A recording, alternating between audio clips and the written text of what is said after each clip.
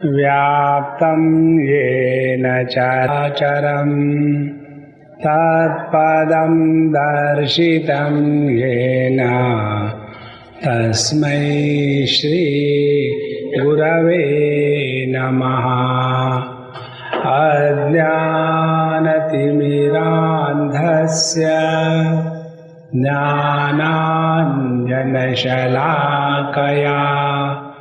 चक्षुरुन्मीलितं येन तस्मै श्री गुरवे नमः। गुरुर्ब्रह्मा गुरुर्विष्णुः गुरुर्देवो महेश्वरः गुरुरेव परं ब्रह्म तस्मै श्री गुरवे नमः। तस्मै श्री गुरवे नमः।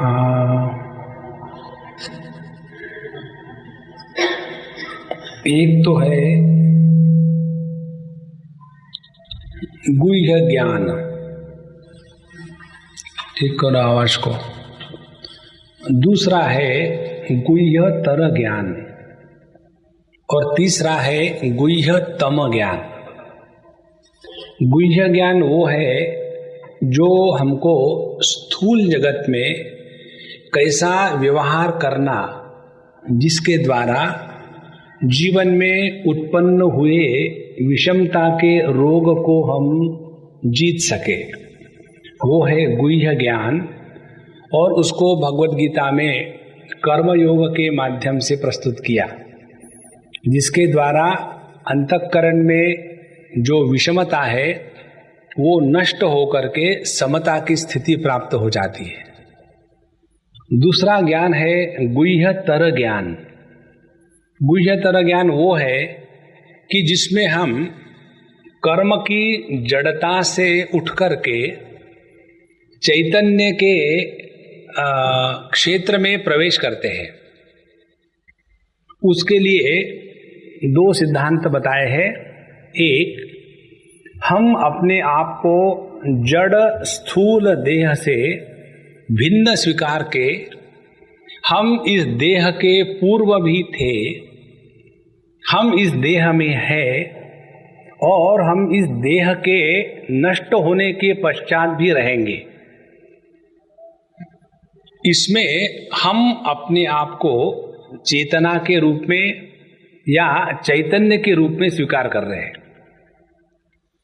अच्छा, यह जो मैं चैतन्य स्वरूप हूं, वैसे तो मैं कई चैतन्य स्वरूप देख रहा हूं अगल बगल में, मच्छर से लेकर के हाथी तक सब में चेतना है। तो यह चेतना की अनेकता और इसकी विविधता, इसका क्या कारण है, ये बताने के लिए 8वें अध्याय में जीव के गति का वर्णन किया। वह चैतन्य जो स्थूल देह के संदर्भ से अभिव्यक्त होता है, उस अभिव्यक्ति को जीव कहते हैं। और यह जीव इस जगत में अच्छे बुरे कर्म करके अच्छी बुरी योनियों को प्राप्त करता है और उसके अनुसार सुख दुख के अनुभव करता है। अब सवाल ये है, क्या इससे निकलने का कोई मार्ग है या नहीं? भी ऐसे ही चलता रहेगा। इसीलिए इस परिच्छिन्न चेतना को परिपूर्ण चेतना के पास ले जाने का जो क्रम है, उसको कहते हैं भक्ति। केवल नाम से नहीं, असल में किसी का नाम भक्ति हो और हृदय में किसी के प्रति प्रेम नहीं हो तो वो केवल शब्द मात्र है। जैसे किसी का नाम हो मीनाक्षी और आंखें जा रही है काशी, है ना। तो जो हमारे परिच्छिन्न अनुभूति से हट करके हम परिपूर्णता में स्थित होवे, इसके लिए जो हमारा जीवन क्रम है उसको कहते हैं भक्ति। अब ये भक्ति को बताने के लिए किस चीज की आवश्यकता है? जब हमारा प्रेम गुणों के कारण होता है तो ऐसे प्रेम को गौण प्रेम कहते हैं। गुणों के कारण होने वाले प्रेम को गौण कहते हैं। गौण शब्द का दूसरा अर्थ ये भी है, गौण माने सेकेंडरी। और गुणों की विशेषता क्या है? दो। एक तो वो बांधता है, गुण माने रस्सी, तो गुण वो है जो बांधते हैं, और दूसरा गुण वो है जो नित्य निरंतर बदलते हैं। तो जब हमारा प्रेम गुणों के कारण गौण होगा तो ऐसे प्रेम में निष्ठा नहीं रहेगी, क्योंकि जिस पर हम प्रेम कर रहे हैं, जिस गुण पर प्रेम कर रहे हैं, यदि वो गुण बदल रहा है तो हमारा प्रेम कैसा पक्का होगा? वो भी बदलते जाएगा। और ऐसा प्रेम जिसमें हम नित्य निरंतर बदलते रहते हैं, ऐसे प्रेम को व्यभिचारी प्रेम कहते हैं। अच्छा, यह जो गुण रस्सी के रूप में इसका स्वीकार करें तो गुण माने रस्सी बांधते हैं, वह प्रेम जिसके कारण हम बंधन में आते हैं, हम कहते हैं कि हम प्रेम में पड़े, I have fallen in love. तो जिस प्रेम में हम गिरते हैं वो प्रेम नहीं है, वह प्रेम का विकार है। और जो वैकारिक प्रेम है वो कभी भी हमको मदद नहीं कर सकता, हम उसके गुलाम होकर के रहेंगे। और इसीलिए इस प्रेम के विकारों को हटा करके उनको सुसंस्कृत करे, जिसके द्वारा हमारे हृदय का प्रेम न घटे। तो ऐसा कौन सा संस्कार है जिसके कारण प्रेम के विकारों को संस्कृत करके जो हमको जीवन में गिरने से बचाता है बल्कि ऊपर उठाता है अपने स्वरूप की तरफ? और वो प्रेम होता है महात्म्य ज्ञान पूर्वक प्रेम। जब हम किसी की महत्ता जानते हैं, जब हम किसी का ग्रेटनेस रिकॉग्नाइज करते हैं, तो वो प्रेम जो महात्म्य ज्ञान के कारण होता है, वह प्रेम कभी घटता नहीं। जैसे हम लोगों का प्रेम अपने माता पिता के लिए वो सुंदर है या सुंदर नहीं है इसलिए नहीं होता।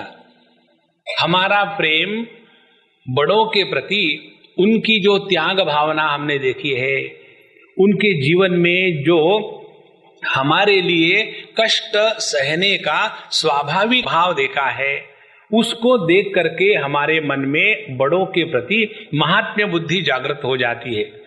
और इसीलिए वह प्रेम जिसका कारण गुण नहीं है बट जिसका कारण उस व्यक्ति का महात्म्य है, तो महात्म्य के कारण जागृत प्रेम में हम कभी गिरते नहीं। ऐसे प्रेम में हम नित्य निरंतर उठते हैं, ऊपर बढ़ते हैं। और ऐसे प्रेम को शास्त्रीय भाषा में भक्ति कहते हैं। अच्छा, अब यदि हम परिच्छिन्न चैतन्य जीव अपने आप को गिरने से बचाने के लिए परमात्मा के प्रति प्रेम करे, तो वो हमारा प्रेम दो प्रकार का है। एक चालू प्रेम और दूसरा स्पेशल प्रेम। ये चालू स्पेशल महाराष्ट्र में ही है, चाय के तरीके। एक तीसरा तरीका हमने देखा, बड़ा मजा आया पूना में। पूना के लोग बड़े जीनियस हैं, हर जगह में कोई ना कोई खूंटी ठोक दे। वहाँ एक बार हम जा रहे थे कहीं, हमारी कार थोड़ी खराब हो गई तो चाय पी रहे थे। तो हमको किसी ने पूछा, स्वामी जी क्या पियेंगे आप? हमने कहा देखे तो उसमें क्या क्या मिलता है यहाँ। तो जब देखा चाय के तरीके, चालू चाय, गुलाबी चाय और बादशाही चाय और भिन्न भिन्न नाम। एक चाय था मारामारी। तो हमने कहा मारामारी चाहिए अपने को ना तो गुलाबी चाहिए ना बादशाही चाहिए, मारामारी चाहिए। तो जब हमने कहा मारामारी ले आओ, तो मारामारी क्या हो सकता है? सीधे जीनियस।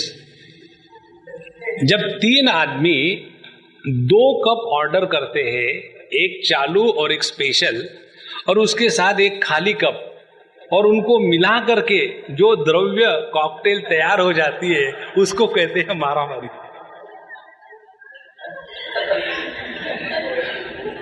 तो हमारा जो भगवान के प्रति प्रेम है वो मारामारी ब्रांड है क्या कि थोड़ा चालू और थोड़ा स्पेशल?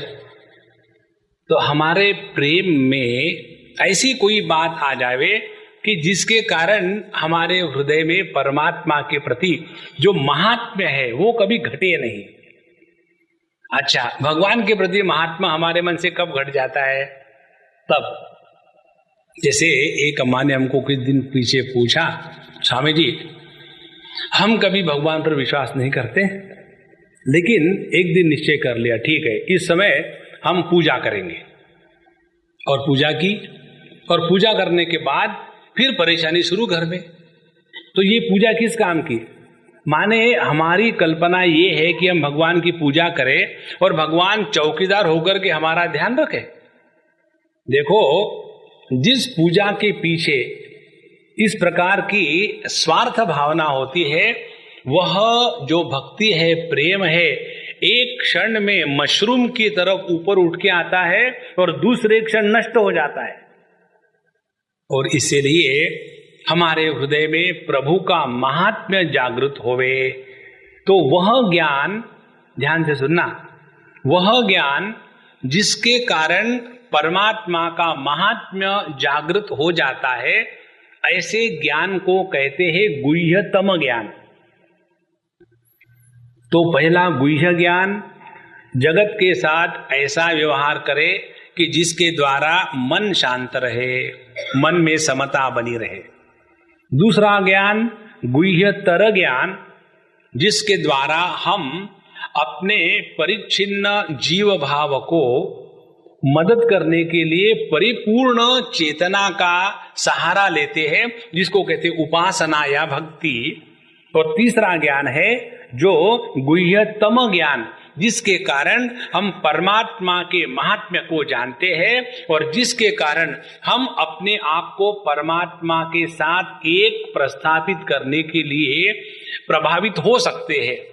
ऐसे ज्ञान को कहते हैं गुह्यतम ज्ञान। तो पहले हम भगवान की महत्ता को देखें, और जब भगवान की महत्ता को देखेंगे तो भगवान के प्रति हमारे मन में संदेह नहीं आएगा। भगवान के प्रति या किसी के भी प्रति हमारे मन में संदेह क्यों आता है? नहीं, वो जो है ना वो बड़े अच्छे हैं, वो कहते भी है मैं तुमको मदद करूंगा, लेकिन मुझे मालूम है वो अपने आप को मदद नहीं कर सके आज तक, मुझे क्या मदद करेंगे।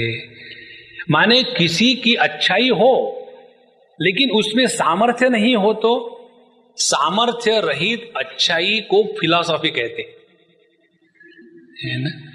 We only are wishful thinking. उस दिन जब हम कहीं जा रहे थे गाड़ी में, तो हमको किसी ने पूछा कि स्वामी जी पॉलिटिक्स को लेकर के आपका क्या मत है? तो हमने कहा कि अपने भारत देश में जितना लाइव पॉलिटिक्स होता है और कहीं नहीं होता। बाकी जगह में बैलेट बॉक्स की बैटल होती है, अपने यहाँ ब्लड बॉटल्स की बैटल होती है। इतना लाइवली पॉलिटिक्स और कहाँ हो सकता है? तो बोले कि आपके हिसाब से कौन जीतेगा? तो हमने कहा प्रभु हिंदुस्तान के लोग बहुत चालू है, किसको कुछ जीता है कि किसी को पता नहीं होता।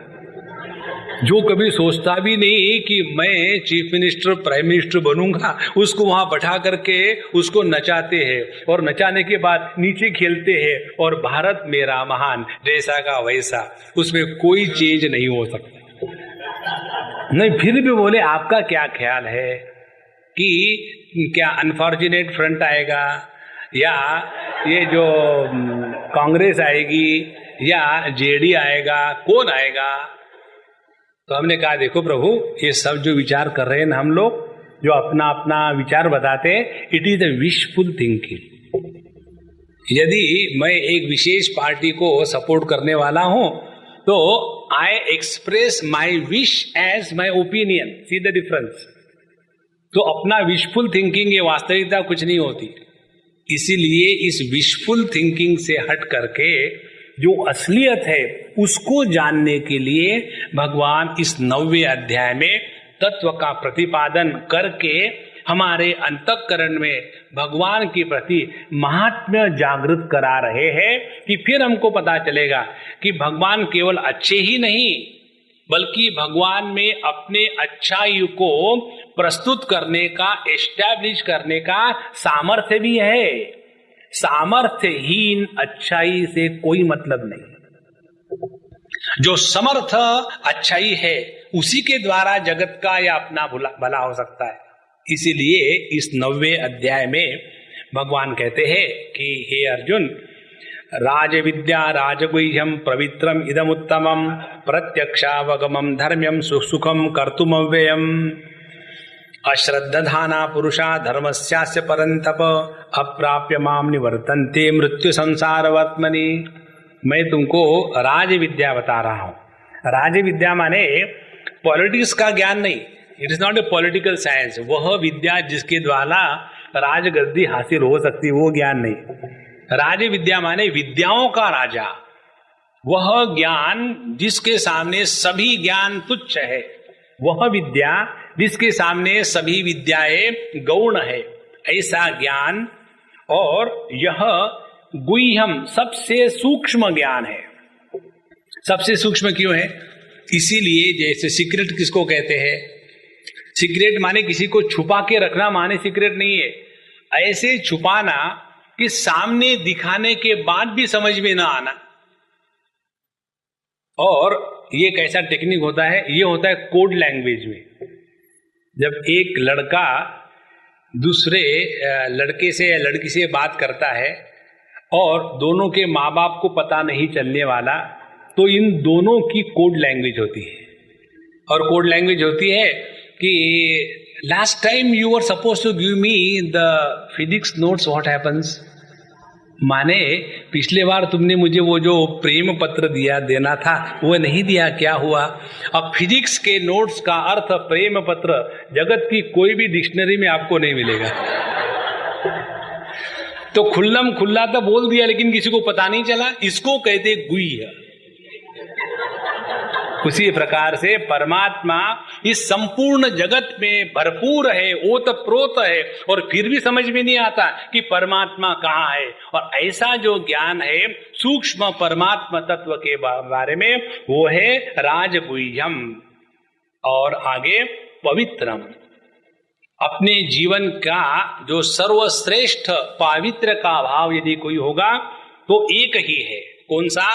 जिस भाव में या जिस ज्ञान में या जिस आनंद में द्वैत का लांछन ना हो, वो केवल पवित्र है। वह भाव जिसमें मैं के विरुद्ध तू है, उसमें पावित्र नहीं आ सकता। वह ज्ञान जिसमें ज्ञाता के विरुद्ध ज्ञेय है, उसमें पावित्र नहीं आ सकता। और वह आनंद जिसमें भोग के साथ भोक्ता निर्माण हो जाता है और भोग्य वस्तु का गुलाम बन जाता है, वह पावित्र नहीं है। इसीलिए पवित्रम का तात्पर्य हुआ वह भाव, वह ज्ञान और वह आनंद जिसमें द्वैत का लांछन नहीं है, वह पवित्र गुह्य ज्ञान मैं तुमको बताने जा रहा हूं। देखो कितनी सुंदर बात है। और उत्तमम, इससे बढ़कर के और जगत में कुछ नहीं है। एक बार एक सज्जन हमको पूछ रहे थे कि स्वामी जी, हमारे पास सब कुछ है लेकिन मन में शांति नहीं है, तो आपके पास है क्या फिर? देखो, हम पैसा किस लिए कमाते हैं? दुखी होने के लिए। हम भोग किस लिए करते हैं? दुखी होने के लिए। हम इंस्टीट्यूशन किस लिए चलाते हैं? दुखी होने के लिए। हम सत्संग किस लिए जाते हैं? दुखी होने के लिए। ये सभी चीजों के जीवन के प्रत्येक कार्यकलाप का प्रयोजन केवल मन की शांति है। और हम सब कुछ करें और मन में शांत नहीं है तो वो तो सब बेकार हो गया है। इसीलिए चाहे हम कुछ करें ना करें, एक चीज का ख्याल रखना भैया, हमने आपको सबको 10 बार बताया है, सिर्फ एक चीज का ख्याल रखोगे तो जीवन बन जाएगा। कौन सा? किसी भी कारण से अपने मन में विक्षेप को स्थान न देवे। जिसके कारण मन में विक्षेप आते हैं उसका त्याग करे और पकड़ के रखे विक्षेप रहित अंतःकरण को। और ये तब होगा जब हमारा ध्यान उस निर्दोषम ही समम ब्रह्म तस्मात् ब्रह्मणि ते स्थिताः, अपने जीवन के प्रत्येक कार्यकलाप को प्रभु के साथ जोड़ दो। देखो फिर आप क्या कर रहे हैं ये महत्व का नहीं है। यदि कर्म में पाप पुण्य धर्म अधर्म इसके चक्कर में फंसे रहेंगे तो पूरा जीवन गणित करने में ही नष्ट हो जाएगा। किम कर्म किम कर्मेत्री कवयोप्यत्र मोहिताः, क्या सच है क्या झूठ है, क्या अच्छा है क्या बुरा है, क्या धर्म है क्या अधर्म है, क्या पाप है क्या पुण्य है, इसी के इसमें फंसे जाएंगे तो प्रभु छूटे और इसी में झाड़ू लगाने में रह जाएंगे। इसीलिए पवित्र का तात्पर्य है अपने मन में द्वैत का लांछन न आवे। और आगे बात कहते हैं प्रत्यक्ष अवगमम धर्म्यम। प्रत्यक्ष अवगम ये ऐसा नहीं कि आप मरने के बाद स्वर्ग में जाओगे या मरने के बाद नरक में जाओगे। हमारे स्वामी जी की एक जगह में लिखा हुआ है, बहुत छोटी सी किताब थी, बहुत सुंदर थी। एक सेठ जी स्वामी जी को मिलने को आए, सबको लथाड़ करके धक्का धुक्का मार के, और स्वामी जी बचाइए बचाइए। स्वामी जी बचा लिया और क्या, और किससे बचाइए, मैं बहुत बड़ा पापी हूँ और लोग कहते हैं पाप के बाद आदमी नरक में जाता है, आप मुझे बचाइए। तो उन्होंने खूब रोया धोया। स्वामी जी कहेंगे कोई बात नहीं, तुम नरक में नहीं जाओगे। स्वामी जी आपको मालूम नहीं मैंने क्या नहीं किया है, क्या किया है, मैंने ये किया मैंने वो किया, और इस सब का नतीजा मुझे नरक में जाना ही पड़ेगा, मुझे बचाइए। स्वामी जी कह रहे थे कि बाबा मैंने तुमको बचा लिया, तुम नरक में नहीं जाओगे। बोले कैसे, तुम अभी कहाँ हो? नरक माने कोई स्थान विशेष थोड़ी है।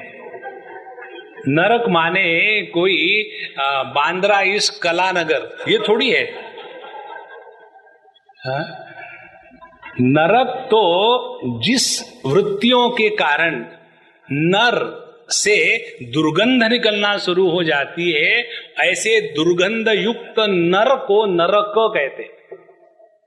इसीलिए प्रत्यक्ष अवगमम धर्म्यम, यह हमारा इसी समय का अनुभव हो सकता है। प्रत्यक्ष अवगमम धर्म्यम, और ये धर्म विरोधी नहीं है। धर्म्यम यह सेक्युलर है, let us put it this way. सुसुखम कर्तुम अव्ययम, और इसको जीवन में लाने के लिए कोई कठिनाई नहीं है, बहुत सरल है। अब देखो इसमें हम लोगों को आध्यात्मिक जीवन चलने में जो कठिनाई आती है उसको भगवान ने मिटा दिया।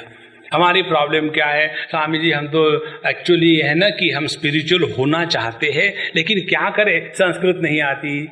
पूरी भगवत गीता में कहीं भी नहीं लिखा कि आपको संस्कृत पढ़नी चाहिए। नहीं स्वामी जी आपके लिए ठीक है, आप तो सन्यासी है, हम तो गृहस्थ है, हमके लिए कैसा होगा। पूरे भगवत गीता में ये नहीं बताया है कि सन्यासी ही सुखी रह सकते हैं। ऑन द कॉन्ट्री सन्यासियों का संसार बड़ा होता है। हमने पिछले बार शायद आपको बताया होगा, गृहस्थ लोग जा करके आधा किलो लेडीज फिंगर ले आते हैं, और हम जो बाबा जी लोग हैं आश्रमों को चलाने के लिए आधा ट्रक जेंट्स फिंगर ले आते हैं। लेडीज फिंगर तो आपको पता है, जेंट्स फिंगर कहते हैं गाजर को। अभी कल 26 जनवरी है और हमारे आश्रम में काफी लोग आने वाले, आप सब आ जाओ, वहां मौज आएगा। दिन भर आ करके खूब वहां हल्ला करना, मजा आएगा। तो कल शाम को हम बैठे थे हमारे स्वामी जी के साथ, महेशान जी के साथ। हाँ महात्मा जी क्या है कल? बोले स्वामी जी इतना आलू मंगाया है और इतना गाजर मंगाया है और उसको पुलाव बनाना है और उसमें वो बीन्स को डालना है काट करके। इस प्रकार से बस हमारा डिस्कशन यही हो रहा था, कितने लोग आएंगे, पानी का क्या करना है, आज से उसको ऑन कर दे तब सबके लिए पानी मिलेगा, और वहाँ छत करना है, और वो उसके लिए कार को पार्किंग कहाँ करना है।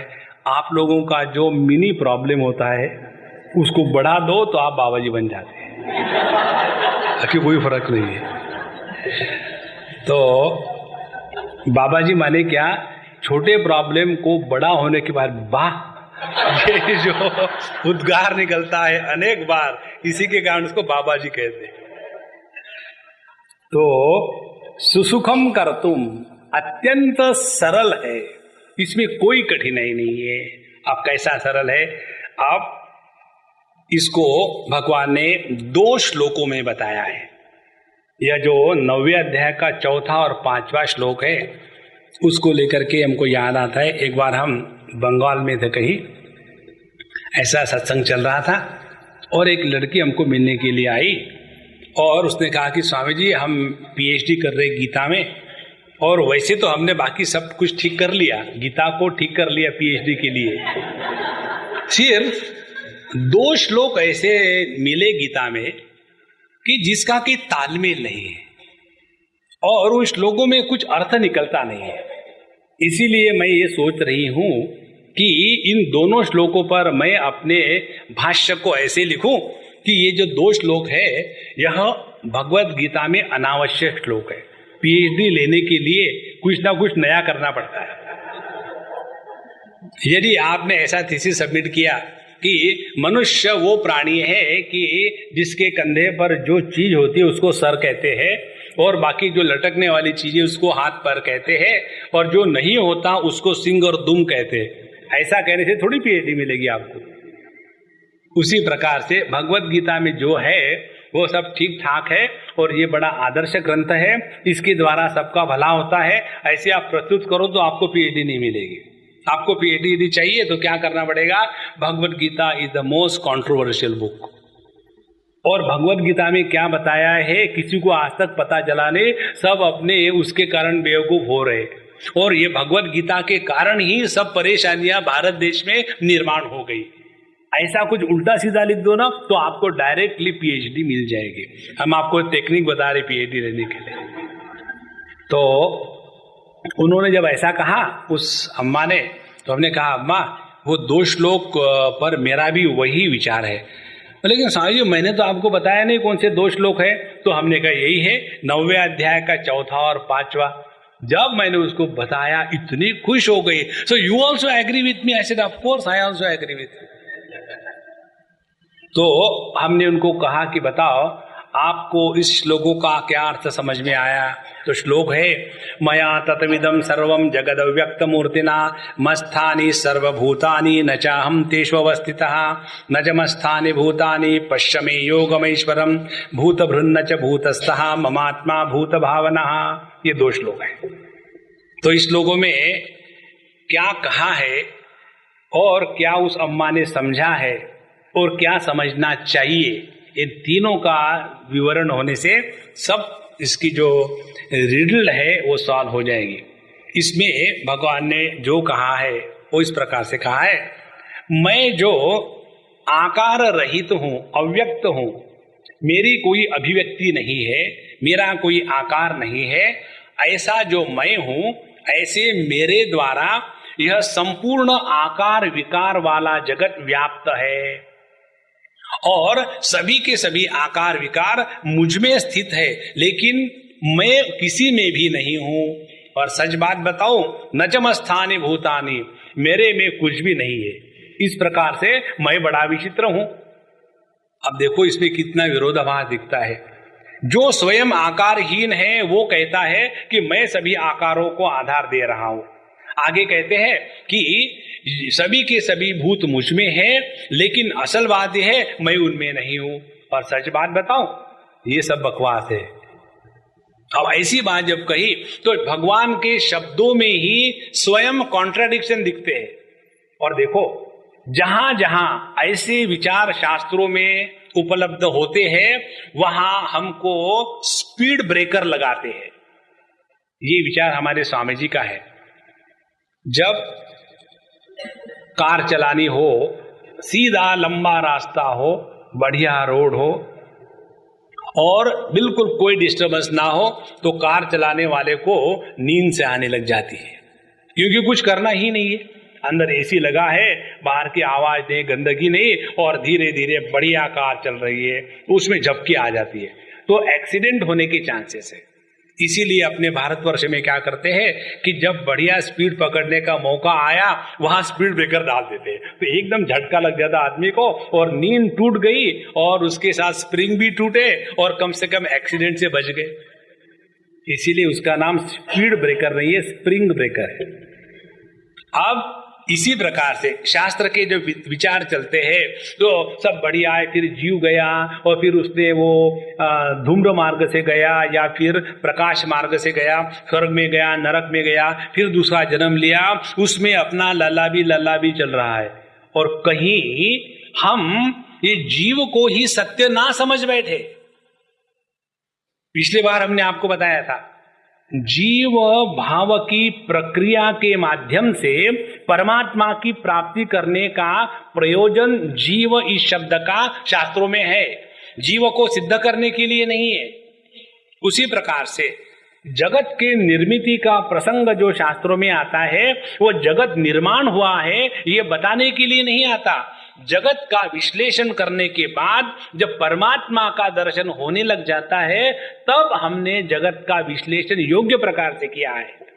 जब हम जीव के गति अगति को देखते हैं तो जीव के अगति गति को देखने के बाद जब प्रभु का दर्शन होता है तब वो जीव का प्रसंग योग्य प्रकार से हमने समझा है।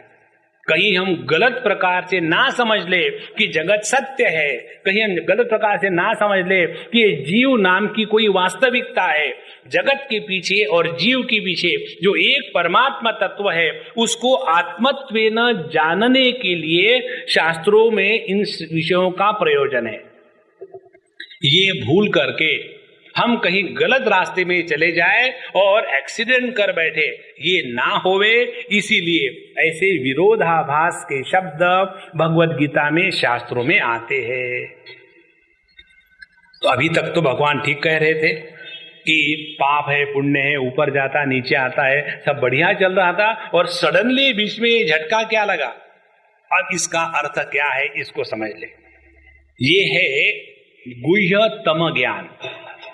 13वें अध्याय में जब हम जाएंगे वहां इस ज्ञान को बताने के पहले 20 बातें अपने जीवन में होना चाहिए ये बताया है। और ये 20 बातें जब अपने जीवन में आ जाएगी तब जाकर के हमको इस विषय का आकलन होगा। और जब विषय का आकलन होगा तब उसको जीवन में उतारना संभव होगा। और यदि विषय का आकलन ही नहीं होगा तो क्या हम जीवन में उतारेंगे।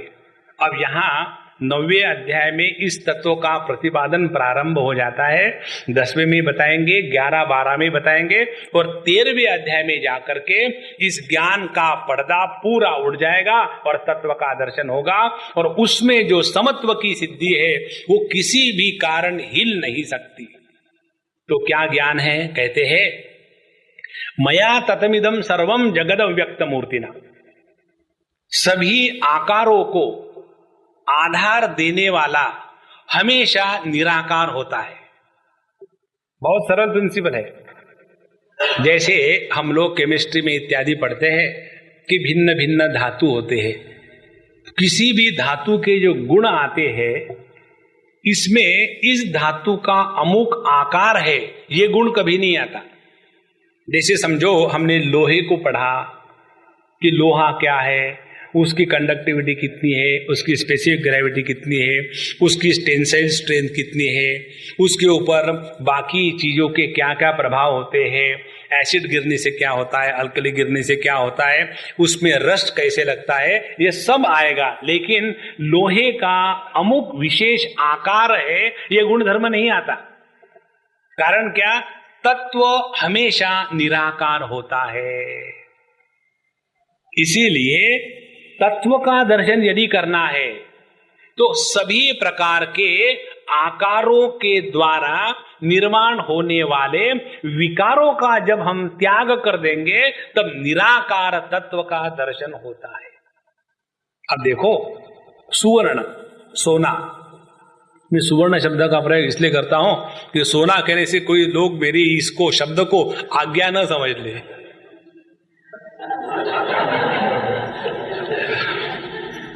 कई बार होता है। अभी कल परसों मैं एक मैनेजमेंट सेमिनार में गया था पूरे दिन की, और सुबह का सेशन हो गया पूरा, फिर खाना हुआ, और खाने के बाद ये तो मैन्युफैक्चरर्स डिफेक्ट है, सब कुछ बीच में आने के बाद अटेंशन तो यही होगा ना, तो केवल अपना अटेंशन नहीं, जितना खून वगैरह है शरीर का वो ऑन प्रायोरिटी इमरजेंसी बेसिस पर स्टमक में आ जाता है डाइजेशन के लिए। नेचुरली पहले ही खाली है ऊपर, थोड़ा बहुत जो खून पहुंचता था वो भी इधर डाइवर्ट कर दिया, तो वहां तो ऑलरेडी ऑक्सीजन की कमी हो गई, और जहां ऑक्सीजन की कमी हो गई और मैं अपना बोले जा रहा हूं किसको, मन पर कैसे नियंत्रण करना जिसके द्वारा टेंशन और स्ट्रेस निकल जाए। तो that was Sadhana for me. जो बैठे हुए थे उसमें से मैं ढूंढ ढूंढ के निकलता था, अब ये नहीं सो रहा तो इससे बात करूं। बाय द टाइम मैं उस व्यक्ति से मन की सूक्ष्मता की बात कर रहा है तो वो कहता हाँ जी, और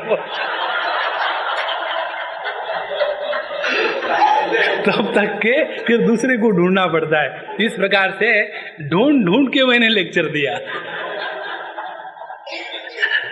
है ना। तो जब हम सुवर्ण के बारे में जानना चाहते हैं तो हमारा ध्यान कहाँ होना चाहिए?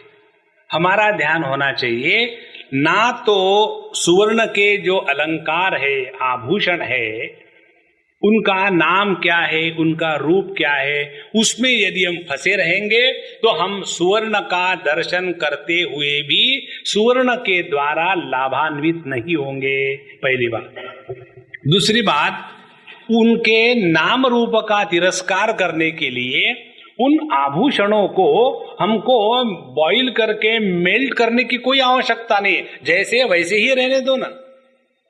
तो जब हम आभूषणों में या बिस्किटों में जब सुवर्ण का दर्शन करते हैं तो उस दर्शन की प्रक्रिया कैसी है? वो दर्शन की प्रक्रिया इस प्रकार से है कि हम सुवर्ण का दर्शन करते समय किसी आकार विशेष को महात्म्य नहीं देते। देखो, जब हमारे ज्ञान में आकार विशेष का महात्म्य समाप्त होने लग जाता है तब हम तत्व के नजदीक पहुंच रहे हैं। अब देखो, जो हमारा दर्शन है उस दर्शन में क्या है? आकार है, कोई स्त्री है, कोई पुरुष है, विकार है, कोई बूढ़ा है, कोई जवान है, प्रकार है, कोई चौड़ा है, कोई बहुत चौड़ा है ना। तो हमारा पूरा ध्यान इन आकारों में फंसा है, इन विकारों में फंसा है, इन प्रकारों में फंसा है, और इसीलिए इन सब का आधार जो निराकार है वह तिरस्कृत हो रहा है। देखो, मया ततमिदं सर्वम जगद अव्यक्त मूर्तिना। तो इस तत्व का दर्शन करने के लिए क्या साधना करनी है? कुछ साधना नहीं करनी, करना कुछ नहीं है। जो आज तक किया है उसको उधेड़ देना है। It is not doing something, it is undoing all what we have done so far. आज तक हमने क्या किया? भेद को स्वीकार किया, उसके बाद भेद को सत्य समझा, उसके बाद भेद के द्वारा प्रभावित होकर के जीवन जिए, उसके बाद भेद भावना का समर्थन किया, उसके बाद भेद भावना को हमने प्रमोट किया, उसके बाद भेद को समर्थन करने वालों के साथ हमने दोस्ती करी। ये आज तक हमने किया है। We have done only this much till this date. तो साधना क्या करनी है? आज तक जो किया है, whatever we have done, let us start undoing all that. इसीलिए साधना करने में करना कुछ नहीं है, जो कुछ गलत करके रखा है बस उसको खत्म करना है। देखो, माने जब हमारे जीवन में नाम रूप के महात्म्य के कारण हम किसी भी प्रकार के भेद भावना को समर्थन करते हैं, उसको समाप्त करना है। तब जाकर के पहले लाइन का अर्थ समझ में आएगा, मया ततमिदं सर्वम जगद अव्यक्त मूर्तिना। सो मया अव्यक्त मया अव्यक्त मूर्तिना इदम सर्वम जगत ततम। ततम ये शब्द भगवान को भगवत गीता में बड़ा पसंद आता है। इसका एक कारण ये हो सकता है कि तत् यह धातु भी है और यह सर्वनाम भी है, दोनों है, 2 in 1। So it is a pronoun as well as a verb. ततम माने जो सब में व्याप्त है उसको कहते हैं ततम। जैसे कोई पतरा हो, आजकल ये एल्यूमिनियम के पत्र पर करते हैं ना बच्चे लोग, एल्यूमिनियम का पतरा है प्लेन, उसके ऊपर अपने नाखून से या पेंसिल से ऐसा कुछ डिजाइन निकालते हैं और फिर वो बन जाता है अशोक वृक्ष, उसके नीचे बैठी हुई सीता माई और चारों तरफ से राक्षसियां बैठी है और इस प्रकार से चित्र। वो चित्र क्या है? चित्र कुछ नहीं है वही पतरा। उसी निराकार पत्रे पर कोई आकार कल्पित किए है और यदि वो ठीक से नहीं बना तो कोई बात नहीं, उसके ऊपर में आयरन बॉक्स घुमा दो तो राक्षसिया और सीता माई और अशोक वृक्ष सबके साथ इकट्ठे से स्ट्रेट हो गए। उसी प्रकार से इस जगत में जितना हमने ये नाम रूप को महत्व दे करके भेद खड़े करके रखे हैं, उसी के कारण परमात्मा का दर्शन नहीं होता। तो मया अव्यक्त मूर्ति ना, मेरा अपना कोई आकार नहीं है, ऐसा जो निराकार मैं हूं वही सभी आकारों को आधार दे रहा हूं। अब देखो, जब हम आइस क्यूब्स लेते हैं, बर्फ, उस बर्फ को यदि ग्लास में डालना हो तो कितना ऑकवर्ड फिक्स होता है, क्योंकि उसके सब कॉर्नर्स बड़े हार्ड होते हैं। और यदि उस ग्लास में पानी डालना हो तो पानी कितना परफेक्टली फिट हो जाता है। दोनों में क्या फर्क है? तत्वतः कोई फर्क नहीं। Ice is also water and the water is also water, दोनों में फर्क एक ही है। एक जो आइस है, बर्फ है, वो आकार में फंसा हुआ है और इसीलिए ऑकवर्ड है, और पानी वो है जिसमें आकार का दुराग्रह नहीं है, इसीलिए चाहे उसको आप गिलास में डालो, चाहे टेस्ट ट्यूब में डालो, चाहे कैपिलरी ट्यूब में डालो, चाहे परात में डालो, कहीं भी डालो, पानी इज एट होम। कारण क्या? कारण एक ही है, निराकार पानी ही बर्फ के सभी आकारों को आधार देने वाला है। दूसरी बात, जब यह बर्फ का आकार होता है तो पानी को कोई लाभ नहीं, और जब यह बर्फ का आकार पिघल जाता है तो पानी की कोई हानि नहीं। इसी प्रकार से जब हमारा ध्यान तत्व की तरफ होता है, फिर चाहे उस तत्व का ग्रहण हम आकार के माध्यम से करें या उस तत्व का ग्रहण हम आकार के माध्यम का तिरस्कार करके करें, दोनों का तात्पर्य एक ही है। और इसीलिए मया ततमिदं सर्वम जगद अव्यक्त मूर्तिना। आगे कहते हैं मस्थानी सर्वभूतानि, जितने भी भूत मात्र है, जितनी भी विविधता है, वो सभी की सभी मुझ में है। तो जितने भी पानी समुंदर है, जितनी लहरें हैं, जितने आइस के क्यूब्स है, तो सभी के सभी मुझ में है। पानी कहता है कि मस्थानी सर्वभूतानि न च अहम तेषु अवस्थितः, लेकिन समुद्र में होने के कारण पानी का कोई आदर नहीं बढ़ता, और वो लहर में होने के कारण पानी का कोई मृत्यु नहीं होता। लहर की मृत्यु होती है, पानी की मृत्यु नहीं होती। जब वो आइस के रूप में कंसोलिडेट हो गया तो पानी की कोई डिग्री नहीं बढ़ गई, और जब वो पिघल गया तो पानी का कोई नाश नहीं हो गया। और इसीलिए कहते न च अहम तेषु अवस्थितः। तो आकारों के विकारों का प्रभाव निराकार तत्व पर नहीं पड़ता। ये है परमात्मा की विशेषता, ये है परमात्मा का महात्म्य। और इस तत्व को जब हम पहले आकारों में ढूंढेंगे, तब जाकर के आत्म स्वरूप से पहचानेंगे। इसीलिए जीवन में भक्ति का बहुत महात्म्य है। जब हमारा ज्ञान ऐसे हो जाता है कि प्रत्येक आकारों का आधार वही निराकार तत्व है, ये जब ज्ञान हमारा पक्का हो जाएगा तो किसी भी आकार को लेकर के हमारे अंतःकरण में विकारों का निर्माण और उसके बाद भेद की सृष्टि नहीं होगी। तो मस्थानी सर्वभूतानि न चाहम तेषु अवस्थितः, और असल बात बतावे न च मस्थानि भूतानि। पानी की दृष्टि से विचार करो तो समुद्र नाम की कोई चीज नहीं है। पानी की दृष्टि से विचार करो तो लहरें नाम की कोई चीज नहीं है।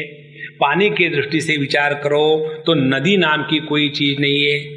पानी की दृष्टि से विचार करो तो दव बिंदु नाम की कोई चीज नहीं है। पानी की दृष्टि से विचार करो तो बर्फ नाम की कोई चीज नहीं है।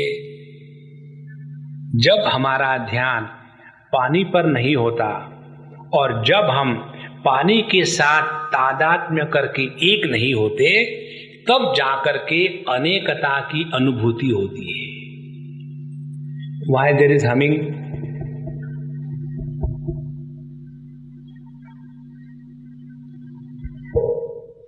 जब हम पानी की दृष्टि से विचार करते हैं, जब तत्व की दृष्टि से विचार करते हैं, तो तत्व के दृष्टि से विविधता का अभाव होता है। और जब हम परिच्छिन्नता में फंसे हैं तो हमारे लिए विविधता सत्य के रूप में प्रस्तुत हो जाती है। उदाहरण के लिए इसी पानी का, लहरों का, समुद्र का उदाहरण लेंगे हम लोग। पहली बात, जब हम अपने आप को लहर के रूप में स्वीकार करेंगे तो हमको क्या दर्शन होगा कि मैं एक लहर हूं और बाकी अनेक लहरें हैं, और इस प्रकार से एक दूसरे के साथ कंपटीशन होगी। वो मेरे आगे कैसे जा रही है, उसको मुझे पीछे खींचना चाहिए। यदि मैं पीछे नहीं खींच सकता तो कम से कम उसको पकड़ के रखे ताकि वो तो आगे नहीं जा सके। पूरा जीवन कंपटीशन में ही नष्ट हो जाता है जब मैं अपने को लहर समझता हूं और दूसरों को भी लहर ही समझूंगा। अब मैंने अपने लहरी स्वभाव को त्याग दिया। हम लोग बहुत लहरी है ना, लाहिरी माहेश्वर नहीं है, लहरी। तो हम बहुत लहरी है, तो अपने लहर भाव को त्याग करके समुद्र भाव के साथ हम समझो एकत्र हो गए। तो समुद्र के दृष्टि से समुद्र का लहरों के प्रति कौन सा भाव होगा कि ये सब छोटी छोटी लहरें हैं, झगड़ा करती ही है, तो उनके साथ उलझने की कोई मतलब नहीं। ये इतनी जो फुदक रही है ना, मैं उसको ये करूंगी, उसको ये करूंगा। समुद्र कहता है ठीक है, बच्चे हैं, खेल रहे, let them play, it's a joy to have noise in the house. तो समुद्र का लहरों के तरफ जो भाव है वो है ईश्वर का जगत के तरफ भाव। अब हम पानी से उठे, हम लहर से उठे, समुद्र के रूप में गए। समुद्र से उठे और पानी के रूप में जाकर के स्थिर हो जाओ तो जहां हम पानी के रूप में स्थिर हो गए तो समुद्र ना तो कारण के रूप में हम स्वीकार करने को तैयार है और लहर ना तो हम कार्य के रूप में स्वीकार करने को तैयार है। क्यों? कि जिसको कारण कहते हैं वो भी मैं हूं और जिसको कार्य कहते हैं वो भी मैं हूं। तो मुझ में यह कार्य कारण भाव केवल अध्यारोपित किया है। असल में जिसको कारण कहते हैं वो भी पानी है और जिसको कार्य कहते हैं वो भी पानी है, लेकिन इस पानी को हमने गलत नामों से पुकारना शुरू कर दिया। एक जगह पानी को हम समुद्र कहते हैं और दूसरे जगह हम उसी पानी को लहर कहते हैं। और इसीलिए जब हम when we start calling names to others we are punished for that, isn't it? जब किसी को भलते भलते नाम से बुलाओ तो वो तो गुस्सा ही करेगा ना। यदि किसी का नाम समझो है पशुपतिनाथ, बड़ा विचित्र नाम है। समझो किसी का नाम बहुत लंबा हो कि कमलाकर, तो इतने लंबे नाम को बुलाने के स्थान पर दोस्त लोग कैसे बुलाते हैं शॉर्ट में, अरे कल्लू आ जा। तो उस कल्लू में सब कुछ आ गया। Kallu is an abbreviation of Kamalakar. उसी प्रकार से पशुपतिनाथ, इसका एब्रिविएशन क्या करोगे? अरे पशु आ जा। नहीं ठीक है, तुमको पशु अच्छा नहीं लगता, अच्छा पति आ जाओ, पति आ जाओ, मैं किसी का पति नहीं। अच्छा नाथ आइए, नहीं। उसी प्रकार से परमात्मा एक है, उस एक परमात्मा को हम भिन्न भिन्न नामों से पुकार रहे हैं। तो जब एक पशुपतिनाथ नाम के व्यक्ति को एब्रिविएट करके गलत नाम से पुकारो तो उसको इतना गुस्सा आता है कि वो हमको मारने पर तुला है। तो वो अनंत कोटि ब्रह्मांड नायक एक परमात्मा, जब उस एक परमात्मा को हम भिन्न भिन्न नामों से पुकारते हैं तो वो क्या चुप बैठेगा? और उसी पाप के कारण हम दुखी होते। देखो, भगवान को भगवान के रूप में पहचानना, उसको कहते हैं भक्ति। भक्ति में भी पहचान है। जब तक हम पहचानेंगे नहीं तब तक ये प्रेम नहीं होगा। हमारा जो साधु संतों के प्रति आदर भाव कब होता है? जब हम उनको पहचानते हैं तब। और हम पहचानते कैसे हैं? अपने बुद्धि के कमी के अनुसार। हमारी बुद्धि संतों को पहचानने के लायक थोड़ी होती है। इस प्रकार से जब हम यह कार्य कारण भाव इसके ऊपर उठने के लिए तैयार हो जाते हैं, तब जाकर के हम तत्व में बैठने के लिए लायक बन गए। ध्यान से सुनना भैया, कर्म के सिद्धांत में कार्य कारण भाव का बहुत महात्म्य है। पाप करोगे तो नरक में जाओगे, पुण्य करोगे तो स्वर्ग में जाओगे, ऐसा कर्म करोगे तो ऐसे दुख मिलेंगे, वैसा दुख कर्म करोगे तो वैसे सुख मिलेंगे। तो पूरा जो कर्म का सिद्धांत है वो कार्य कारण में हमको बांध के रखता है। मैं कर्तृत्वाभिमानी, कर्म करने वाला, और उसका जो कार्य है, इफेक्ट है, फल है, वो मुझे भुगतना पड़ेगा। अब जब तक हम अपने जीवन में कार्य कारण भाव को महात्म्य देते हैं तब तक जीवन में मेहनत ही मेहनत है, उससे छुटकारा नहीं है। तो इस कार्य कारण भाव से निकलने का जो तरीका है उसको कहते हैं भक्ति शास्त्र। कितने बढ़िया बात है। क्या है भक्ति शास्त्र?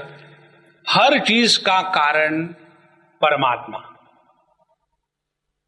देखो, इसके कारण मैं दुखी हूं, उसके कारण मैं सुखी हूं, ऐसा करके अनेक हमारे अनुभव और अनेक कारण, और उसके कारण हम अनेक बार एकदम बिखर चुके हैं। यदि ऐसा करें तो हमको कुछ अच्छा मिलता है तो भगवान के कारण, कुछ बुरा हुआ प्रभु की इच्छा। तो होगा क्या? अच्छा और बुरा धीरे धीरे ये निकल जाएगा और परमात्मा अकेला बना रहेगा। देखो, जब अच्छाई का कारण हम ए को कहते हैं और हमारे जीवन के कष्ट दुख का कारण बी को कहते हैं, तो इसका प्रभाव हमारे जीवन में क्या होता है? एक, हम कार्य कारण में फंस जाते हैं। दो, जो हमको मदद करने वाला है उसके प्रति हमारे मन में आसक्ति निर्माण हो जाती है, और जो जिसके कारण हमको कष्ट होते हैं उसके प्रति हमारे मन में द्वेष निर्माण हो जाता है। माने कार्य कारण की भावना को सत्य रूप से स्वीकार करके जब हम जीवन जीते हैं तो राग द्वेष की निर्मित होती है। ये है सिद्धांत। तो करना क्या है? हमको इस जीवन में ऐसा जीना है कि कार्य कारण की सिद्धि ना होवे। कार्य कारण की सिद्धि ना होवे कैसे संभव है? केवल एक ही प्रकार से, सबका कारण एक ही है। देखो, अच्छा हुआ प्रभु की इच्छा, बुरा हुआ वो जानता है मेरे लिए किस चीज की आवश्यकता है, उसी ने किया।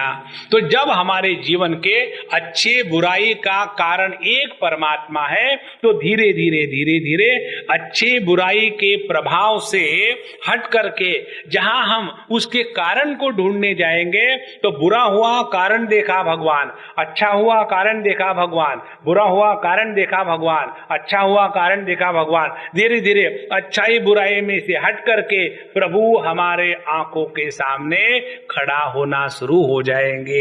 इसको कहते हैं भक्ति के माध्यम से कार्य कारण से मुक्ति का प्राप्ति होना। देखो, यदि हम लहर बन के रहेंगे तो दूसरे लहरों के साथ झगड़ा करेंगे, नहीं तो समुद्र के पास जाकर के कंप्लेन करेंगे, समुद्र बाप्पा मोरिया। देखो, वो जो दूसरी लहर है ना, वो मुझे बहुत कष्ट दे रही है, मैं आपको ₹1.25 रुपए का पेड़ा चढ़ाऊंगा, आप उसका सत्यानाश कर देना। किसको कह रहे हैं हम? उसी भगवान को जिसके लिए हम और हमारा शत्रु दोनों ही समोहम सर्वभूतेषु न मे द्वेषोति न प्रियः। उस भगवान को जाकर के हम कहते हैं कि भगवान आपका जो दूसरा बच्चा है ना, उसका सत्यानाश करो। भगवान कहेगा मुझे क्या पागल कुत्ते ने काटा है, तुम्हारी बात मैं मानूंगा? वो कहता है अच्छा क्या ला रहा, वो ले तो आ पहले, फिर देखा जाएगा। जब हम चालू होते हैं तो हमारे भगवान क्या बैठे, वो भी चालू है, वो भी हमको संभाल लेते। इसीलिए हम जब भगवान के पास जाकर के इस प्रकार से एक लहर दूसरे लहर के साथ बदला निकालने के लिए सक्षम नहीं है, तो हम भगवान के पास जाकर के मांगते हैं, लेकिन भगवान जानता है इसके मतलब कोई नहीं है। और जब हम ईश्वर के दृष्टि से जगत को देखें तब पता चलेगा कि इस जगत में अच्छाई के माध्यम से भी वही परमात्मा अभिव्यक्त हो रहा है और बुराई के माध्यम से भी वही परमात्मा अभिव्यक्त हो रहा है। जब हमारी दृष्टि परमात्मा पर होती है और उसके अभिव्यक्ति पर नहीं होती, तब हम अपने परिचिन्न भाव को त्याग करके परिपूर्णता की तरफ चल रहे हैं। अच्छा, जब हम ईश्वर बन के रहेंगे, जब हम बॉस बन करके रहेंगे, तो सबको देखने की जिम्मेदारी सर पर आएगी, है ना। इसीलिए हमको एक बार किसी ने पूछा, स्वामी जी आप अपने जीवन में क्या करना चाहते हैं? तो हमने कहा भाई क्या करना चाहते ये तो मुझे मालूम नहीं, लेकिन 2 बातें करनी नहीं है ये मैंने जीवन में निर्णय ले लिया है। कौन सी 2 बातें? एक, किसी को चेला या किसी को अपना भगत नहीं बनवाना है। कारण क्या? उनका बोझा कौन उठाएगा? दूसरी बात, कभी भी अपने को अपन का आश्रम नहीं बनवाना। जहां आश्रम बनवाने में लग जाते हैं, परमात्मा बन जाते हैं सेकेंडरी, या वो बन जाते हैं साधन, और आश्रम के लिए चंदा बन जाता है साध्य। देखो महाराज, हम लोगों ने आपके लिए हॉस्पिटल खोला है, आप जल्दी जल्दी बीमार क्यों नहीं पड़ते?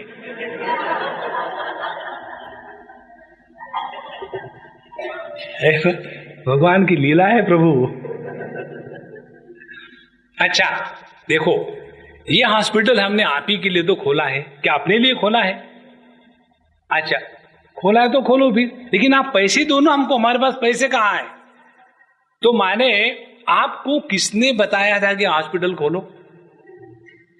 इसीलिए 2 बातों से बच के रखना है अपने आप को। हम अपने आप को बता रहे हैं, किसी को डिसाइपल और चेला और भगत भुगत बना करके अपना सत्यानाश नहीं कर लेना है, और दूसरा बात, किसी संस्था का निर्माण करके वहां संस्थित हो जाना, वो भी नहीं करना है। तो मया ततमिदं सर्वं जगदव्यक्तमूर्तिना मस्थानि सर्वभूतानि न चाहम तेषु अवस्थितः। अपने एकात्म भाव का त्याग करके सार्वत्म्य भाव की स्थिति पर आना, माने लहर को छोड़ करके समुद्र की अनुभूति में आ जाना। लेकिन वहां भी जब तक रहेंगे बॉस बन करके, तो सबका पालन पोषण करने की जिम्मेदारी सर पर है। अब वहां भी कब तक रहोगे? देखो, जब तक आदमी बड़ा नहीं होता ना, तभी तक लगता है बड़ा होने में बड़ा आनंद है। लेकिन जब आदमी बड़ा हो जाता है, और साउथ इंडियन बड़ा में छेद होता है, देखा ना, साउथ इंडियन बड़ा अपना पिछला प्राइम मिनिस्टर, उसको छेद हो गया ना। अब देखो क्या हालत है। उसी प्रकार से जब हम बड़ा बड़ा होने की सोचते हैं, और वहां जब पहुंच जाते हैं तब पता चलता है कि महापुरे झाड़े जाती तेथे लव्हाड़े राहती। छोटेपन में जो आनंद है वो बड़प्पन में नहीं है, और जितना हम छोटा हो सके उतने हम बड़े होते हैं। और लहर रिलेटिवली स्मॉल, समुंदर रिलेटिवली बिग। रिलेटिवली माने इन रिलेशन टू, जैसे पत्नी के रिलेशन में mother in law is bigger relation, तो ये रिलेटिवली। और इसीलिए रिलेटिवों के साथ कभी भी आनंद नहीं मिलता, और वो भी हम रिलेटिव के माध्यम से एब्सोल्यूट हैप्पीनेस चाहते हैं।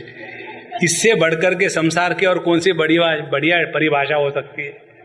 संसार is that way which is a when effort to discover absolute happiness through the relations at a relative plane. Impossible.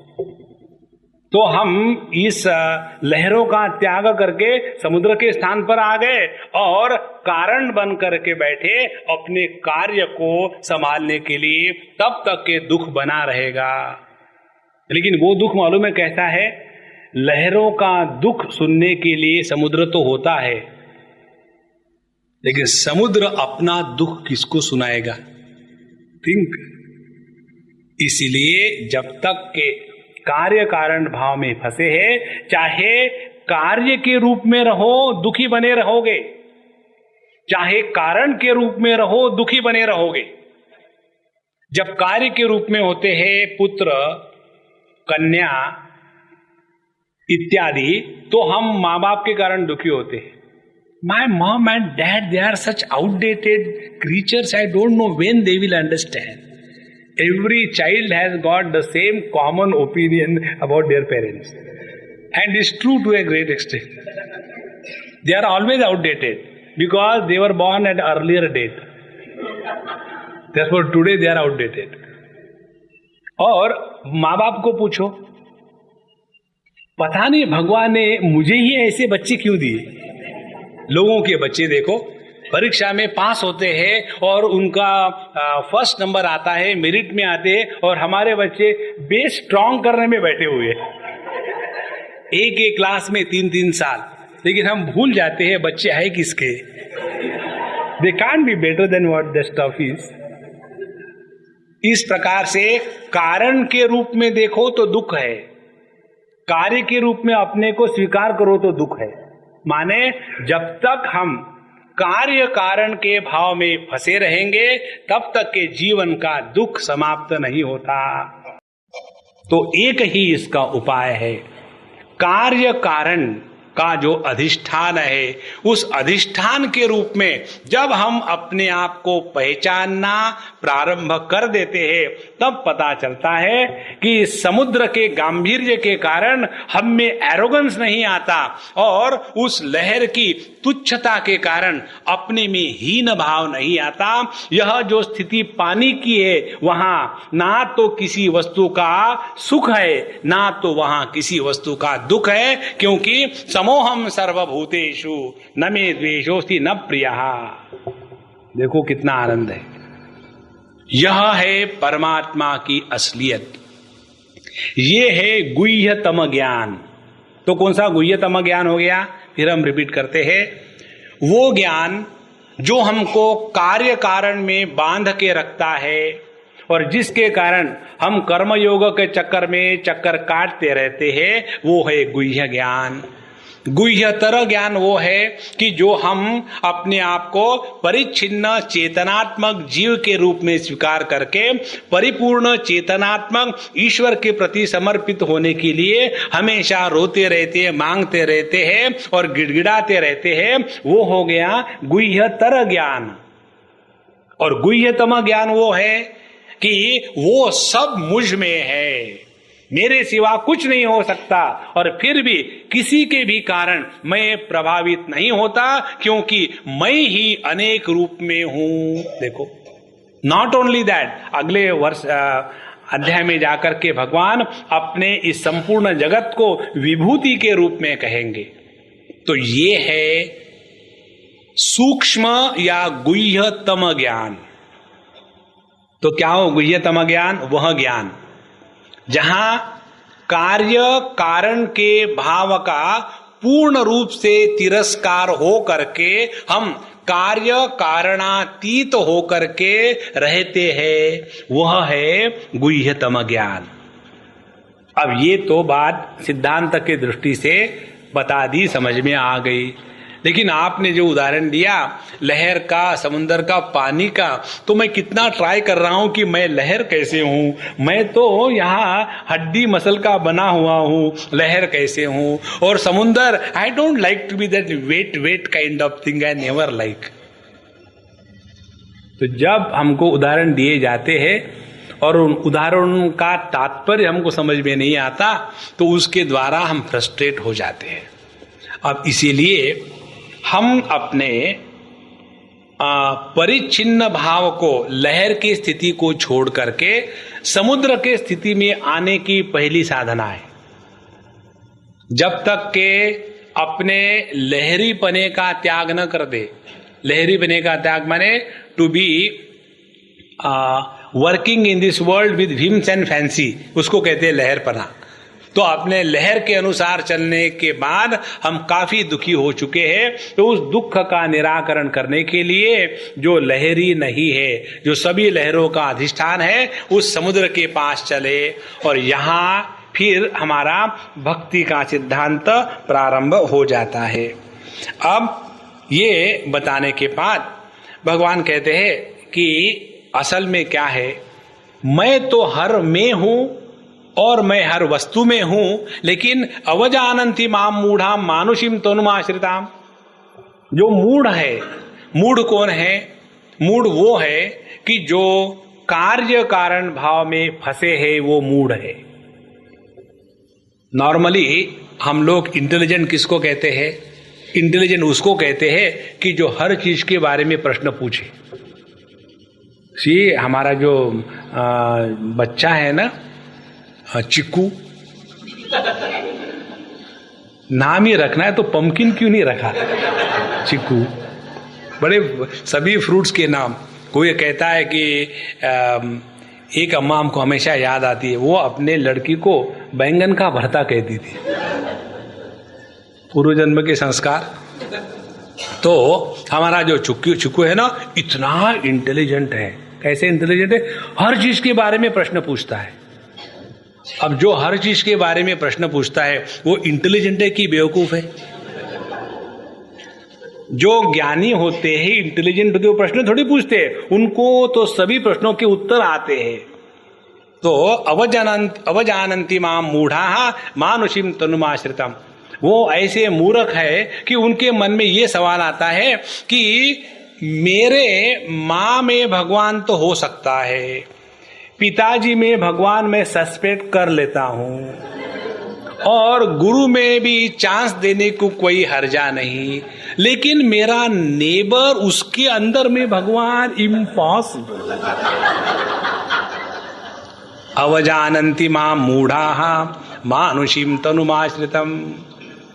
तो जहां हम मनुष्य के रूप का दर्शन करते हैं, वहां हमारे अंतःकरण में कार्य कारण राग द्वेष, इसके सिवा दूसरा कुछ नहीं आता।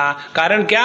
हम मूढ़ है। अवजानन्ति मां मूढ़ाः मानुषीम तनुमाश्रितम परम भावम अजानन्तः मम भूत महेश्वरम। क्यों? कि उन्होंने प्रत्येक आकार के पीछे जो निराकार तत्व है उसको ना तो पहचानने का प्रयत्न किया है, ना तो जो साधु संत बताते हैं उसको उन्होंने मान लिया है। देखो, दो बातें होती है, या तो मान लो या तो जान लो। यदि मानोगे तो जीवन में सुख आ जाएगा, यदि जानोगे तो सुख दुख के परे जाओगे, और यदि नहीं जानोगे और नहीं मानोगे तो आपकी जान चली जाएगी, जीवन में दुख ही दुख बना रहेगा। तो ऐसे जो है, जो ना तो मानते हैं न जानते हैं, मूढ़ मोघाशा मोघ कर्माणः मोघ ज्ञाना विचेतसः राक्षसीम आसुरीम चैव प्रकृति मोहिनीम श्रिताः। तो जो व्यक्ति इस परमात्मा तत्व के परिपूर्ण निरपेक्ष निराकार रूप से ना तो जानते हैं न मानते हैं, वो लोग हमेशा कर्म में फंसे रहते हैं। इसीलिए मोघ आशा, उसके बाद मोघ कर्माणः, मोघ ज्ञाना विचेतसः, उनका कर्म मोघ माने बिना किसी योग्य प्रकार के फल का है। मोघ आशा, उनकी जो आशा है उससे कुछ निकलने वाला नहीं है। मोघ ज्ञान, उनके ज्ञान से दुख की निवृत्ति होने वाली नहीं है। कारण क्या? विचेतस है, उनका जो चेतस है, बुद्धि है, वो विकीर्ण एकदम छिन्न भिन्न हो चुका है। और ऐसे व्यक्ति राक्षसीम आसुरीम प्रकृतिम आश्रिता, ऐसे व्यक्तियों का जीवन राक्षसी और आसुरी भाव का होता है। राक्षसी आसुरी भाव कौन सा है? आसुरी भाव वो है जिसमें हम अपने इंद्रियों को तृप्त करने में पूरे जीवन को बिता देते हैं। असुर शब्द का अर्थ है असुसु रमते इति असुरः, जो असु माने इंद्रिय। जो व्यक्ति अपने इंद्रियों का गुलाम होकर के रहता है उसको कहते असुर। इसीलिए हमारे ईशावास्य उपनिषद में ये विचार आता है, जहां वो बताते हैं कि असुर्या नाम ते लोका अंधेन तमसावृताः तांस्ते प्रेत्याभिगच्छन्ति ये के आत्महनो जनाः। जो आत्महत्यारे है, आत्महत्यारे माने आत्मा का तो कभी हत्या होती नहीं, आत्मा तो मरता नहीं कभी। तो आत्महत्या किसको कहते हैं? आत्महत्या कहते हैं उसको कि जब जिस वस्तु का उपयोग जिस कार्य के लिए होना चाहिए उस कार्य के लिए उस वस्तु का उपयोग नहीं हुआ, तो उस वस्तु की हानि हो गई, हनन हो गया, नाश हो गया। जैसे समझो किसी के पास हाथी है और उस हाथी के द्वारा बड़े बड़े वजन उठाए जा सकते हैं, बड़ा बड़ा कार्य किया जा सकता है। लेकिन यदि उस हाथी को हमने अपने किचन गार्डन में प्लोइंग करने के लिए लगाया तो वो उस हाथी के शक्ति का हनन हो गया। हमारे पास समझो यदि 5 लाख रुपए का लेटेस्ट कंप्यूटर है और उस कंप्यूटर को खरीदने के बाद उसका उपयोग हम कर रहे हैं, रोज का जो खर्चा होता है वो सब्जी की इतने, उसके बाद दाढ़ी के इतने, और फिर धोबी को इतने पैसे दिए, रिक्शा वाले को इतने दिए, बच्चे के लिए इतना पॉकेट मनी दिया, केवल उतना ही जोड़ करने के लिए 5 लाख रुपए का कंप्यूटर कमरे में रखेंगे, घर में रखेंगे, तो उस कंप्यूटर का हनन हो गया, नाश हो गया। क्यों? कि उसकी पूर्ण क्षमता को हम उपयोग में नहीं ला रहे। इसी प्रकार से यहां असुरों को आत्महत्यारे क्यों कहते हैं? इसीलिए कि इस मनुष्य देह में आने के बाद हमारे जीवन में अनंत की प्राप्ति होने की, प्राप्ति कर लेने की क्षमता है। ये क्षमता होते हुए भी हम अपने आप को बर्बाद कर रहे हैं, इसीलिए उनको आत्महत्यारे कहते हैं। तो वो जो इस परमात्मा के सभी नाम रूप के पीछे अधिष्ठान के रूप में स्वीकार नहीं करते, ऐसे लोग इस जगत में कार्य कारण भाव में फंस करके जगत से ज्यादा लेना, बहुत भोग करना, भोग के बाद रोग, रोग के बाद फिर नष्ट होना, यही अपने जीवन का कार्य समझते हैं। उनको राक्षसी आसुरीन प्रकृतिम आश्रिता कहा है। अच्छा, इसके विरुद्ध जो है कौन है? वो महात्मानस्तु मां पार्थ दैवीं प्रकृतिमाश्रिताः भजन्ति अनन्य मनसा ज्ञात्वा भूतादिमव्ययम्। लेकिन जो महात्मा लोग हैं वो कैसे हैं? वो दैवीं प्रकृतिम आश्रिताः, वो दैवी प्रकृति का आश्रय लेते हैं। दैवी प्रकृति का आश्रय क्या है और आसुरी प्रकृति का आश्रय क्या है? आसुरी प्रकृति को हमने बताया, जो अपने इंद्रियों को तुष्ट करने में लगे वो असुर। राक्षसी प्रकृति किसकी है? जो स्वयं तो इंद्रियों का भोग कर रहे हैं लेकिन इसलिए यदि दूसरों का नाश करना पड़े तो उसके लिए आगे पीछे नहीं रह देखते, वो है राक्षस। अब दैवी प्रकृति किसकी है? वो जिनके जीवन में सत्व गुण के प्रधानता के कारण तत्व का चिंतन, तत्व का अनुसंधान और तत्व को प्राप्ति करने के लिए जो साधना है, ये जिनके जीवन में प्रधानता से होती है, उनको कहते हैं दैवीं प्रकृतिम आश्रिताः। ऐसे महात्मा लोग कैसे हैं? माम भूतादिम अव्ययम ज्ञात्वा अनन्य मनसा भजन्ति। तो हमारे अंतःकरण में दैवी प्रकृति का प्राधान्य है या राक्षसी या आसुरी प्रकृति का प्राधान्य है, ये कैसा पता चलेगा? हमारा इष्ट कौन है? हमारा इष्ट देवता यदि भगवान है तो हम सत्व गुण प्रधान है। हमारे इष्ट देवता यदि पॉलिटिशियंस है तो हम रजोगुण प्रधान है। और हमारे इष्ट देवता यदि अंडरवर्ल्ड है तो हम तमोगुण प्रधान है, राक्षसी। इसीलिए जो दैवी प्रकृति के आश्रित है वो परमात्मा का नित्य मन से भजन करते हैं। और कैसा भजन करते हैं? भूतादिम अव्ययम ज्ञात्वा, इस प्रकार से जान करके भजन करते हैं। ध्यान से सुनना, जो भजन कीर्तन समझदारी के साथ होता है, उस भजन कीर्तन से जिसका भजन कीर्तन हो रहा है उसको भी सुख मिलता है, और जो भजन कीर्तन कर रहा है उसको भी सुख मिलता है। और जिस भजन कीर्तन में समझदारी नहीं हो, उसका, जिसका भजन कीर्तन हो रहा है वो दुखी होता है। उदाहरण हम आपको बताएं, जैसे कई लोग साधु संतों की सेवा करते हैं। सेवा करने के बाद जिसकी सेवा हो रही है यदि वो दुखी होवे तो वो कोई सेवा हो गई क्या? सेवा कैसी होनी चाहिए कि जिसकी हम सेवा कर रहे हैं वो हमारी सेवा लेकर के प्रसन्न हो, सुख की अनुभूति करे। इसी प्रकार से जो दैवी संपत्ति युक्त पुरुष है वो भगवान की ऐसी सेवा करते, ऐसी भजन करते हैं कि जिसके द्वारा परमात्मा प्रसन्न हो गए। ध्यान से सुनना इस विषय को। भगवान कब प्रसन्न होगे? तब प्रसन्न होगे जब उनकी बात हम मानेंगे तब। देखो, माँ बाप कब प्रसन्न होते? जब बच्चे उनकी बात मानते हैं तब। बच्चे कब प्रसन्न होते हैं? जब माँ बाप उनकी बात मानते हैं तब। और भक्त लोग कब प्रसन्न होते हैं? जब महात्मा जी उनकी बात मानते, उनके अनुसार नाचते हैं तब, है ना। माने हम चाहते हैं कि अगला जिसकी हम सेवा कर रहे हैं वो हमारी बात माने। ये कोई सेवा हुई क्या? इसीलिए भजन्ति अनन्य मनसा माम ज्ञात्वा, जो समझदारी की सेवा है उसमें हम जिसकी सेवा कर रहे हैं उसको कष्ट नहीं पहुंचाते। और भगवान को कष्ट न पहुंचाने का एकमात्र उपाय है, और वो ये है कि हम अपने जीवन को भगवान ने जो शास्त्र बनाए हैं, शास्त्र सम्मत हमारा जीवन होवे। शास्त्र सम्मत जीवन होवे माने क्या? भगवान ने हमको जहां रखा है वही हम आनंद को अभिव्यक्त करना प्रारंभ कर दे। आनंद के लिए दर दर ना भटके, आनंद प्राप्ति के लिए जगत को परिवर्तन करने का प्रयत्न ना करे।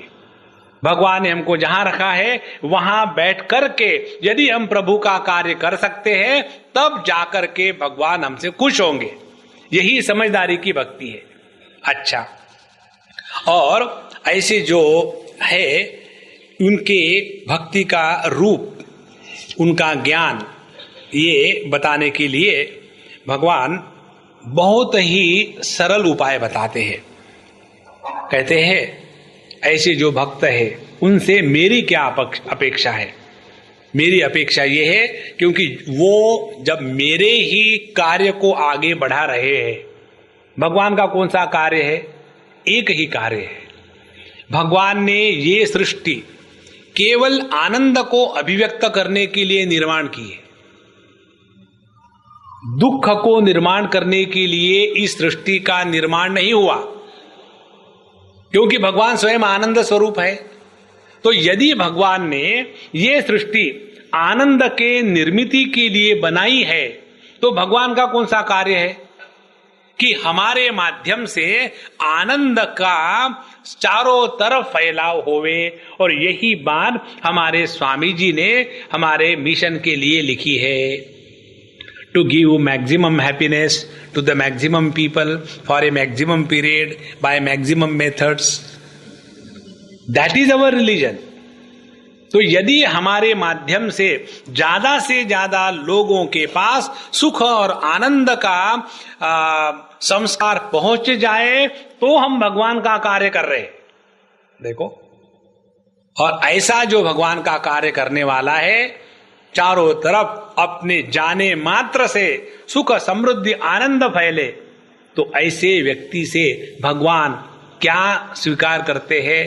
कहते हैं, पत्रम पुष्पम फलम तोयम यो मे भक्त्या प्रयच्छति तदहम भक्ति पौहृतम अश्नामि प्रयतात्मनः। फिर ऐसा मेरा भक्त जो जगत में आनंद को बिखेर रहा है, ऐसा भक्त चाहे मुझे पत्र दे, पुष्प दे, फल दे, पानी दे, चाहे कुछ भी दे, उसके द्वारा मैं संतुष्ट हो जाता हूं। क्यों? कि वो मेरा ही कार्य कर रहा है। भगवान का एकमात्र कार्य है इस जगत में आनंद की वृद्धि होवे। आनंदाध्येव खल्विमानि भूतानि जायन्ते आनंदेन जातानि जीवन्ति। संपूर्ण जगत की अभिव्यक्ति केवल आनंद को बिखेरने के लिए है। और ये जब हमारे माध्यम से होता है, उसके बाद it doesn't matter what we give to the lord, we are already given everything. इस श्लोक का अर्थ इस प्रकार से भी करते हैं लोग, पत्रम सौ का पत्ता, पुष्पम एक बहुत बढ़िया गार्लेंड, फलम उसके बदले में कोई सैंक्शन, और तोयम ले करके मिनिस्टरों के पास जाओ तो काम हो जा। राम राम राम। पुत्रम पत्रम पुष्पम फलम तोयम यो मे भक्त्या प्रयच्छति तदहम भक्ति पौरुतम अश्नामि प्रयतात्मनः। ये तो भगवान को देने की बात हो गई। अब भगवान और सिंपल तरीका बताते हैं। वो ये नहीं कहते तुम ये करो, क्या कहते हैं? यत् करोषि, जो भी तुम कर रहे हो अपने जीवन में, यदश्नासी, जो भी तुम खा रहे हो अपने जीवन में, यज्जुहोसी, जिस भी प्रकार का कार्य धार्मिक तुमने लिया अपने हाथ में, यद ददासी, जिस भी प्रकार का दान कर रहे हो, यद तपस्यसी, जिस प्रकार की तपस्या कर रहे हो, सभी की सभी जीवन की बातें मेरे लिए करो। देखो माने क्या? हम खाना भगवान के लिए खावे, भगवान के लिए जब खाना खाएंगे तो उल्टा सीधा खाना नहीं खाएंगे। देखो, जब मालूम है कन्हैयालाल जी पेट में बैठे हुए हैं, अहम वैश्वानरो भूत्वा प्राणी नाम देहम आश्रितः, तो जब हम इस भावना को लेकर के चलते हैं कि जो हम खाना खा रहे हैं इसका तो भोग भगवान को लग रहा है, तो अपने आप अपने खाने में नियंत्रण आ जाता है। और जो भी हम कुछ दे रहे हैं प्रभु को दे रहे हैं, तो जब हम भगवान को कुछ वस्तु देते हैं तो बड़ी आदर के साथ देते हैं, उसको तिरस्कृत करके नहीं देते। और जो चीज हम भगवान को चढ़ाते हैं वो देने में अपने आप को कृतकृत्य अनुभूत करते हैं। माने जब हमारे जीवन के प्रत्येक कार्यकलाप में कृतकृत्यता का अनुभव होगा, तब जाकर के हम भगवान के लिए कार्य कर रहे हैं।